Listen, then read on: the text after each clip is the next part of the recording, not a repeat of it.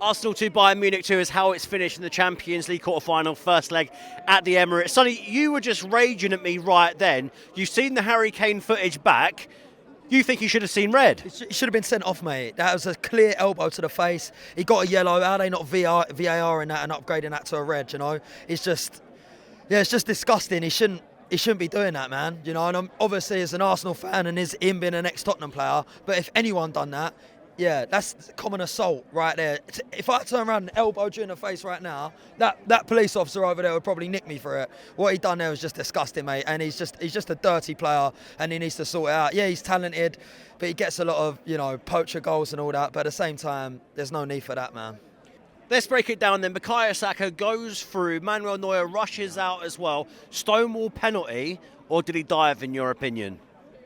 It's one of them where if that was given as a penalty against us, I'd be absolutely fuming. I feel like Saka should have been more strong on the ball. He should have went for it a bit more. But at the same time, they could have checked it, but the ref was pretty adamant on it. From up in the stands, I was quite high up in the heavens. It looked like a clear penalty and I was raging. But when I rewatched it, I felt like Saka could have been a bit more. He could have tried to get on the ball, kept it closer to him, and tried to get a shot off.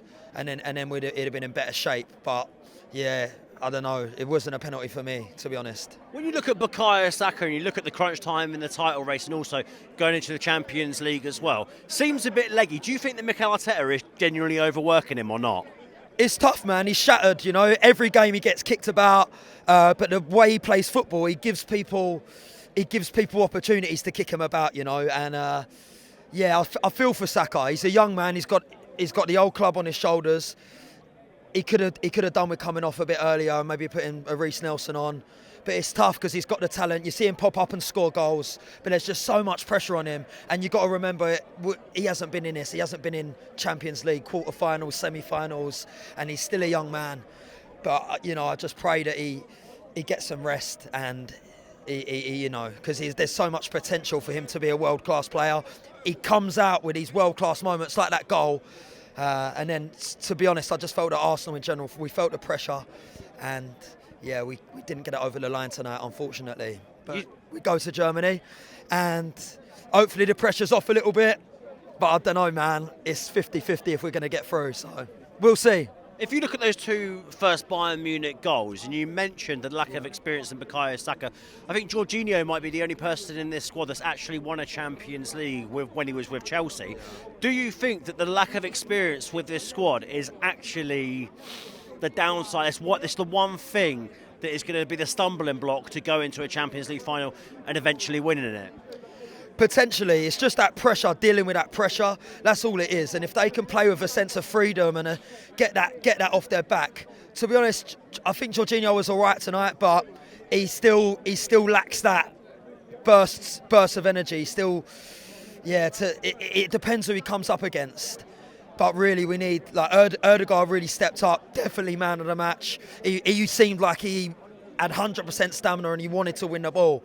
But there was moments in that half where in that centre mid, in a DM position, we felt that Bayern was getting the better of us, to be honest. But it's tough, you know, Bayern come here. And to be honest, the pressure was off of them because everyone thought we was going to do a job on them tonight. And they turned up. And, yeah, the game was strange. It was strange. We had the momentum. The first 20 minutes, it was all us. And as soon as they got that goal, yeah, you felt it. You felt the pressure really pour on.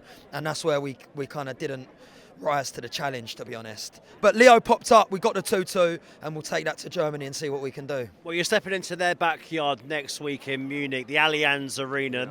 We all know it's not an easy place to go. What is going to be the game plan for Mikel Arteta? What's he going to do to get these Arsenal players fired up for when they step foot on Germany? They know that they have to win. I think we just got to respect them a bit more tonight. We went and attacked them. We went and gave it to them, and we got basically countered twice. I think if we respect them a bit more, sit back a little bit, and then play our football when we get on the ball, keep it on the floor, and I think we can win. We got the talent and we got the goals in us to go and do a job out there. It's just giving them a bit more respect when we go to Germany tonight. I think even the players at first thought they could take it to them. You can't underestimate Bayern Munich at the end of the day. They're a big club. They're a pedigree club. And so that's it. Just respect them a bit more, play a bit more defensively, and go out there and take your chances, take your opportunities, and don't do nothing stupid, you know.